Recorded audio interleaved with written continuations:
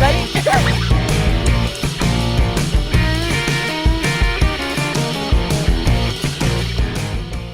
So you're trying to write a book. It's actually really not that hard. I'm just going to give you a couple of tips and tricks. I'm assuming you're a beginner if you clicked on this video, and if you are, welcome. If you're not, I hope you can learn something anyways. Okay, my certifications are, I've actually written 2 books, and one of them is coming out August 14th, and one of them is already published. Even if you're an absolute beginner, I think there's still some tips and tricks that you come across online. A lot of them are good, but there's one that I'm thinking of right now that I think is absolute BS, and that's set a goal for every day and do not go over it, do not go under it. I hate that. People are busy, we have busy lives. I think the best way to go about it is kind of like, is just to have a weekly goal and divide that down by the number of days. So that will be your daily goal. It's okay to go over one day if it's flowing really well. You don't want to disrupt that flow, okay? So if it's flowing really well, don't disrupt that flow, keep going. Some days it doesn't flow as well, and that's okay because you made up for it with the other days, and you just need to have a weekly goal. Okay, so now we're on draft 1. Draft 1. For your first draft, it's really just about writing the story and making sure it exists. One problem that I've seen a lot of people run into is having an idea but not knowing how to make it longer into an entire draft. If you didn't know, a novel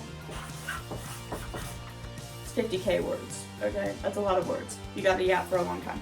So one way I like to fatten it up is to just have an idea of the idea. Say I'm writing the Hunger Games, and I have an idea. I want to have these games where people fight to the death. I don't know anything else.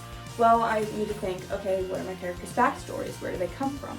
And that's where I could tie in the idea of District 12 and how it complicates with the rest of the country. And then I start world building, and even if you have a book that's set in a real world scenario, world building is still important. I know it's generally a fantasy thing, but not for this. Really, the way to fatten up your book is basically just to add complexity. Make sure you have stakes, not like the meat, but like something that the character has to work towards, because if you don't have stakes, then your book is going to be really boring. So if you're just writing like a romance novel, it could be like, oh, I like this guy, he doesn't like me back. Or it could be like a grief topic, like if you read Just Friends by Haley Pham, the conflict is grief. It doesn't always have to be like a life or death thing, it can just be like, easy. Do not edit while you write. I have a friend that does that. It takes her forever to finish a draft, but granted, her first drafts are better than mine. I would say don't edit while you're writing your first draft. That's just word vomit. Get it out of the way. Have something to edit first. Now we're moving on to draft 2. Draft 2 is where a lot of people start making cuts. I've seen a lot of people be like, I really love this chapter, but it's just not important to my story. I also think that's total BS, and maybe I'm just a bad writer for that, but what I like to do is I actually add more. So those fluff chapters that I have, I like to keep it for pacing. I think it's really important. And so what I do is I go in and I add things that make those chapters important. So while your fluff is kind of a break from the intents of the book, it's still adding depth and still important. Don't cut your fluff just because it's fluff, okay?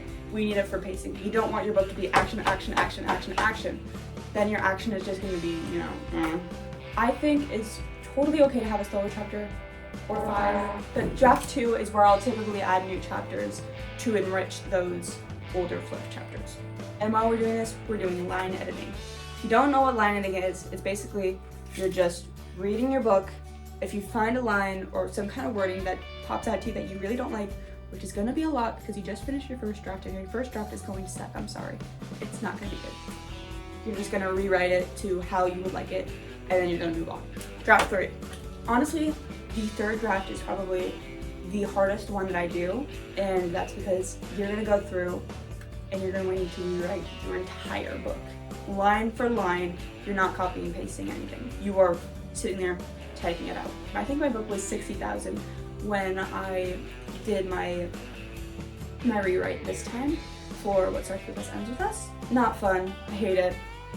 It does help you find things that you might not have found during line editing, and it also is a good excuse to add detail. Details are super important. Your book will be so monotonous without them, so give your characters actions, make them do things. make sure you're describing your setting a little bit more. That's kind of what I do in my third draft while I'm rewriting. Draft 4. Draft 4 is when you're really going to start tying things together. Your book is going to feel a lot more polished by now, and if it doesn't, no stress, that's what draft 5 is for. And you can keep doing as many drafts as you want, but I typically only do 5 because I feel like my books are ready after 5. So on draft 4, it's okay to add chapters still. I added chapters draft 4 as well, mostly for length, but also because I thought it added to the story. It tied up loose ends that I hadn't realized I had. When I did my rewrite, I noticed that I had some loose ends that needed fixing. So draft 4, make sure everything is polished up and tied in a nice, neat bow. And you're still looking for actions. Always be looking for actions. This is about every page I've ever written for both my books. This is what my line edits look like around draft 2. And here's what they look like around draft 5 and 4. Draft 5. Draft 5 is kind of your last hurrah. It's the last time you're going to work on the book and actually make big changes to it, as long as you're following my drafts and as long as you feel you're ready. If you don't feel you're ready, add a 6th draft. This draft should be so polished that you're really only changing minor words, like words here and there, catching typos. You shouldn't really be adding anything by draft 5. I cannot stress this enough. Do not cut fluff chapters. When you cut fluff chapters, it just ends up being too much action, and sure, it's like, oh, I can't put this down, but it's also exhausting to the reader.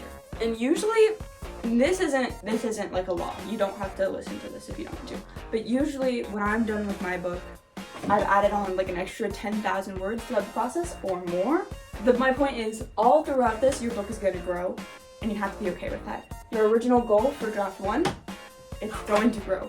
So if you reach draft 1 and you're not quite at 50K, and you're kind of panicking over it, do not panic, please. It's going to grow.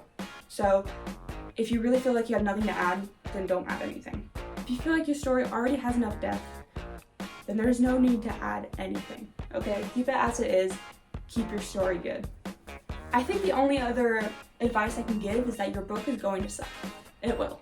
That's gonna suck for like the first 2 drafts, and you're gonna be really upset about it, and it's gonna be really hard for you. You're gonna get through it, and it's gonna be good at the end. Also, have beta readers. Make your friends read your book, or somebody you know who can be honest with you, or even a stranger, because they'll be honest as well. Probably not a family member. My sister glazes me so much, so if I just listened to her, my book, What Starts With Us Ends With Us, would never be the book that it is now. Don't compare your writing to other people's. You have your own writing style, and only you know how to write in your writing style. So I need you to write in your writing style. If I read Suzanne Collins, I'm just gonna bring up the Hunger Games again, and I'm really jealous about her writing style, what I can do is I can take notes about the things I like, and I can maybe try to incorporate that into my writing, but never stop being you in your writing. Once you become not you in your writing, it's very obvious, and it becomes kind of hard to read. So make sure you're staying true to yourself. That's probably the best advice I can give. This is a guideline, nothing more. It's a guideline, nothing more. Yes. Your book is your book. Do not let anybody else tell you what it should be, what the message should be. This is your book, okay? I think that's about all the advice I can give. Best of luck to you. I'm so excited for you to write your book and hopefully get it published someday.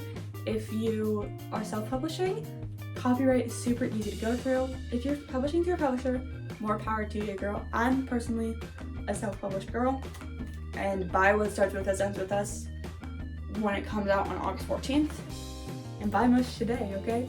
And I'll see you guys in next week's video. I know this was lazy, but I'm gonna be gone all week, so I just wanted to do something really quick, so see y'all.